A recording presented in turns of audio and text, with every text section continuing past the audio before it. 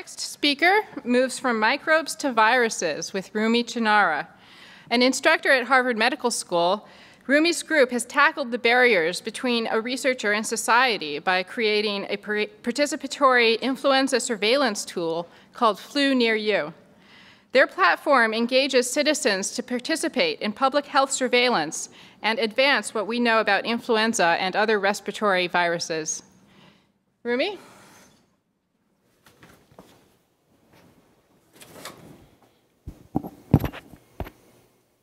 Here at the GET conference, it's been wonderful to meet everyone and to spend some time with you.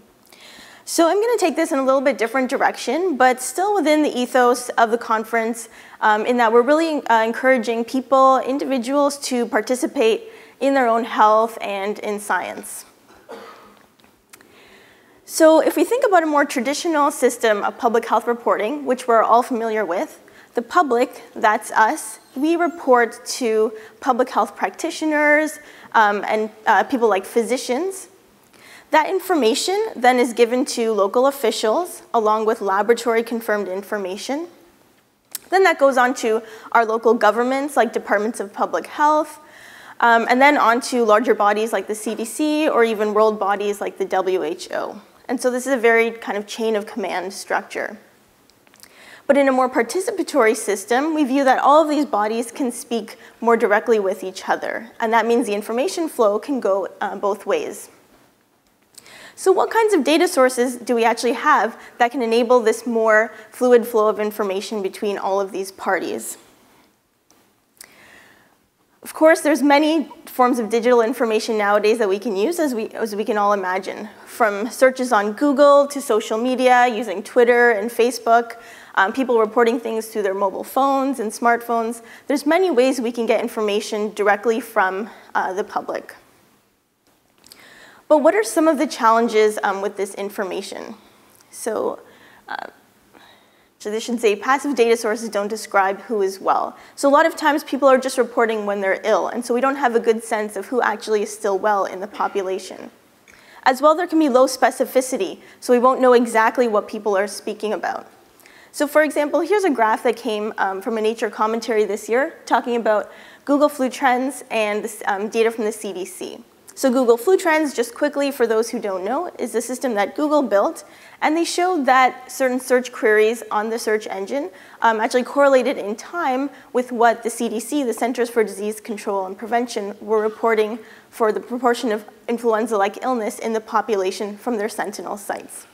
So this shows the data from the last 3 flu seasons, and it corresponded pretty well, but this last year we had a pretty heightened flu outbreak in the United States, and we found that Google Flu Trends just shot way up. So a lot of people were searching on the internet. Now this could have been because the media was talking about the flu outbreak a lot and a lot of people were brought to Google, or maybe a lot more people had the flu and just weren't going into the doctors, so it wasn't captured by the CDC's data. So we don't know precisely what's happening. So our vision is actually to create a little bit more structured system so that we can know exactly what's happening and actually engage the public and involve them a little bit more in public health, as that's who composes the system. And so to do this, we've built a platform to provide real-time data to improve decision making. Now we've decided to focus on influenza at the outset here because of a variety of reasons. First of all, as you can imagine, because there's increased mobility around the world, there's a potential for real pandemic if new strains should arise that can be transmitted between humans. So here is an image from a Weibo post. So Weibo is the Chinese version of Twitter. This was posted in April of this year. And so someone there in China had posted a photo from a hospital record in China. And this showed confirmation of a new strain of influenza, H7N9, in a human being. And so this post forced the Chinese government to then later quickly confirm that this case actually existed. So what about even locally? So here we also have influenza. It's seasonal. Everyone's at risk. We actually have a vaccine for this disease with certain level of efficacy. But still, we have thousands of people who are affected by influenza, who get sick, and unfortunately a lot of deaths each year. So in sum, this disease costs us in the US billions of dollars, whether that's from medical expenses or also loss of time at work or just loss of daily function by individuals. So in order to address this, we created Flu Near You, and we've had a lot of great interest from everyone here and had a lot of people sign up already. So I just want to tell you now a little bit more about this system and how we designed it and how it works. So we have a little video. The flu. We all know it because we've all had it. Every year, millions of people around the globe come down with influenza. A mild fever, cough, sore throat, body aches, or even something life-threatening. Every year, we brace for flu season. We can arm up with flu shots, see the nurse when we get sick, and take antivirals if prescribed by the doctor. But what can we do to stop history repeating itself? Let's help each other out with Flu Near You, a simple crowdsourcing tool designed to defend against this yearly health threat, which could quickly evolve into something worse. Sign up for Flu Near You and submit a weekly report of your symptoms. It takes only a few seconds to complete. We'll take it from there. As more and more people use this simple tool, we can detect flu symptoms right here in our own neighborhoods and around the globe. Every flu starts somewhere. It could be in your home, your office, your school, or anywhere in your community. Flu Near You keeps you up to date on local flu activity, public health resources, and the most convenient locations for you to get immunized against the flu, so you're informed when it really counts, before you get sick. A better plan of attack against the flu means a healthier world, a healthier community, a healthier you.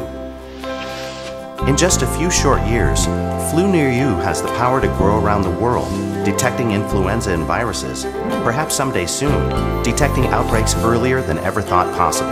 If we make this work, who knows what other diseases we can tackle next? Thanks to Flu Near You, we catch the flu before you catch the flu. Flu Near You, we're putting the public in public health. Join the movement today.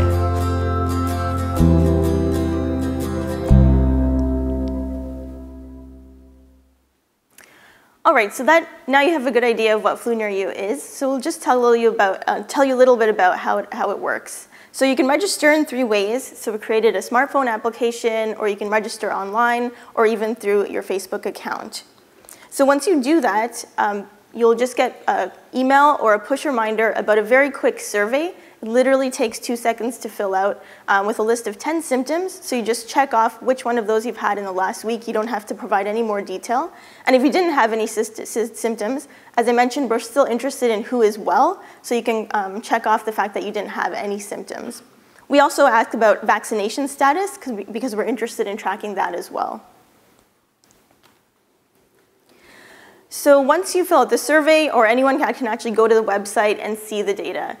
Here is an updated image of what the website will soon look like. The old version is live right now. There is a map showing right now the United States and Canada, and the pins represent any of the citizen-reported flu data. So red pins are people who have influenza-like illness. Yellow pins are people with some symptoms, and blue pins are people without any symptoms at all. And actually, each of the pins is for each zip code, so it could represent multiple people there. And then we overlay it with other data that you can compare it to. So for example, what the Google Flu Trends reports are for the states, is shown right now. Then on the right side, you can see some statistics about what's happening in your local area, and also, of course, your own, a catalog of your own reported information, how many weeks you've been sick and how much you've reported. So what does this look like when there's a lot of people reporting? Well, this is a screenshot from when there was during the flu season this past year. So there was thousands and thousands of people reporting, and so of course from certain parts of the country more than others. And we see that you can look even more specifically at particular areas that you're interested in. So of course, there's also the smartphone that gives you a little bit more personalized view to tell you about the activity in your area and, of course, your own personal information. So why do people actually sign up? So this type of system requires a little bit of effort from individuals. And so how do we get people engaged into the system? So 2 seasons ago, we actually started to work in collaboration with the American Public Health Association. So this is taking advantage of a group of people who are already invested in public health and really aware of the importance of surveillance. So we ran a challenge which encouraged people to sign up themselves and also recruit others that they know either through their work or their schools or just their colleagues and friends to sign up as well. And there was a cash prize. So that worked okay to get kind of a base of people who are invested already, as I said, in public health. We also have done some specific marketing. So with our collaborators at Skoll Global Threats Foundation, who are working on the system with us, we created a marketing campaign in one city, so in the city of San Francisco. And so if you went there during the winter or even now, you probably see a lot of these bulletin boards on buses or other public transport encouraging people to sign up for the system. But what we found really worked actually was to get on TV. And so Sanjay Gupta brought up Flu Near You on his show during this past flu season, and tons of people watched TV, and actually this brought most of the people into the system. But then once people sign up, why do they keep reporting? Because of course this takes some effort from the individuals on a weekly basis. Well, we actually did a survey of all our participants after the first year of Flu Near You. And these are some of the kinds of responses that we got. We asked people who kept responding and also those who didn't respond either. People said that the survey is easy to fill out, so that makes it easy for them. They recognize the importance of health surveillance. And of course, they also like knowing what's happening in their area. And that's especially important for influenza, where you can take action based on what's going on in your community. So just to give you a little sense of who's in the system, here's the distribution of ages of the users that are registered. Of course, we don't capture some particular age groups, such as the really young people. You have to be at least 13 to sign on into the system. And some of the older population as well, who probably doesn't use the internet as much or so is unable to access the system. We capture this a little bit by encouraging people to also report on their household members, so that gets a little bit more of some of the younger folks. Interestingly, about 2/3 of our participants are women. So women are a little bit more interested in this kind of system and actually keep reporting. So what is the impact of this system? Well, we find it a little bit more specific system for understanding influenza and the spread of that around the country. To date, we have about 40,000 people who are active in this system. And we're looking to move the system and expand it first by language to places like Puerto Rico and South America, so into Spanish and Portuguese, as well as to other diseases such as dengue. And finally, it's a unique source of information because we can understand things like vaccine coverage and efficacy that we can't get from other information. So here's just that same graph I showed earlier with the Flu Near You data for the past season also superimposed. And so we saw in time, these corresponded really well. We showed the peak week of the outbreak the same as what the CDC reported once their data was made available. So what are the next steps? Well, first of all, we'd like to actually get some of this symptom-reported data from users confirmed by viral confirmation. And so that would be really important for validating the crowdsourced data so that we can understand what people are saying really means that they have a virus and that they're infected. And also we can understand, well, are these people actually really sick with influenza? Maybe they have the flu virus, maybe they have some other type of cold virus.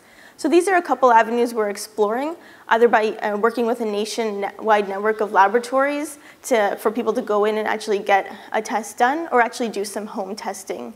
And so, of course, we'd also be happy to learn more about people's thoughts from this audience about that. So in summary, this is one of the first kinds of participatory surveillance tools for infectious diseases in the United States. And it doesn't require much effort from individuals. And it's a very easy type of system to scale up as it doesn't take much in that regard. And finally, what the real motivation here is that we can create a world where everyone is more engaged in their own health and the health of their community. And I wanted to thank all of the team at HealthMap here in Boston Children's Hospital, as well as the Skoll Global Threats Foundation, who have worked together to create this tool. And I'd be happy to take any questions.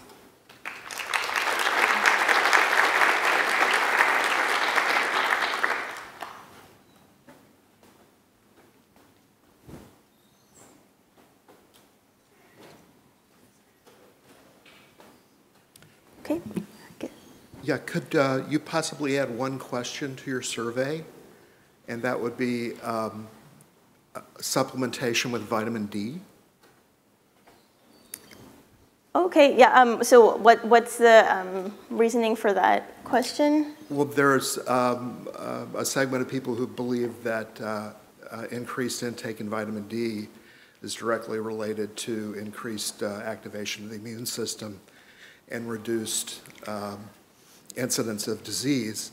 And this would be an excellent chance to actually show whether or not that was the case. Mm-hmm. Yeah, thanks so much for that suggestion. I think it's a great idea. And on the one hand, we are trying to really balance the amount of things we ask people, because a limitation is really people's time and trying to capture a large number of the population. But I think it's a really unique way we can actually learn about relationships between these things. So we're also toying with ideas of having a separate set of questions to learn more about certain demographics or risk factors that we can have available for people to answer, so we could answer some of these questions. Thank you.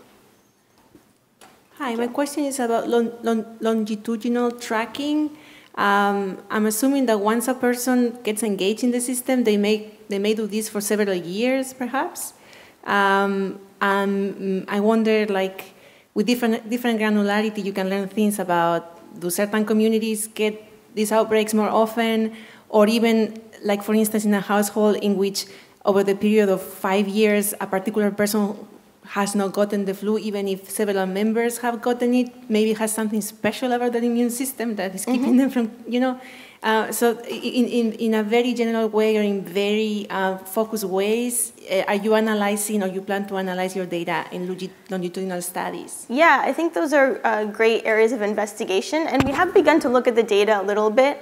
As you can imagine, it depends, we've spent a little while trying to build up the participation in the system so that we can answer some of these questions in a little bit more statistically significant manner. But I think they're kind of exactly very interesting things that we could learn from this data. And hopefully people will come and stay engaged in order so that we can do that. So if I understand this, participants are sort of getting feedback in terms of what's happening in the world in real time. And since we are talking about crowd sourcing and crowd behavior, how are you thinking about whether that information actually biases the reporting? Right, yeah, so definitely there are different sort of biases in the data, if I gather your question correctly, in terms of who is actually signed up to this type of system. People, of course, people... No, I mean something more specific. So sure. It looks like flu's coming. I must have flu symptoms. That kind of... Yeah. Yeah. Right, okay, so to specifically address a lot of those issues, yes, we are looking at a variety of different things. For example, we look at when people report, if they haven't reported for a while, do they just report when they are sick? If people tend to report more in certain places where there is already ongoing activity of flu, and so if we get a higher number there. So I didn't show too many of the analyses here because there's all of these different types of questions. And just kind of like to keep in mind as well that, of course, all data sources have biases. So even though we sometimes think of maybe the CDC as the gold standard, they also have a variety of different laboratories with different reporting practices, and start to look to more data at certain times. So it's important for us to consider all of those things to get a more objective view of what's happening. Quick question on the ultimate outcome that any of these tools have, which in my eyes has to be health economics in so many ways. You mentioned that one of the outcomes might be a more targeted immunization behavior among the crowds that are being sourced. Do you have any specific ideas or plans in terms of the metrics that you will use to assess whether or not there is this ultimate health economic impact or outcome? Great, that's a good question. I haven't specifically thought about those things, but of course, vaccination rates, vaccination coverage can be one area we can look at quantitatively to see if there are any effects. Then, of course, health outcomes for the people who are enrolled. We can parallel that to known kind of medical expenses in terms of influenza as well. So because we're also very focused on kind of the surveillance and prevention side of things, it's always been a little bit traditionally hard to exactly pinpoint the benefits, but hopefully this can provide more data in order to address those things.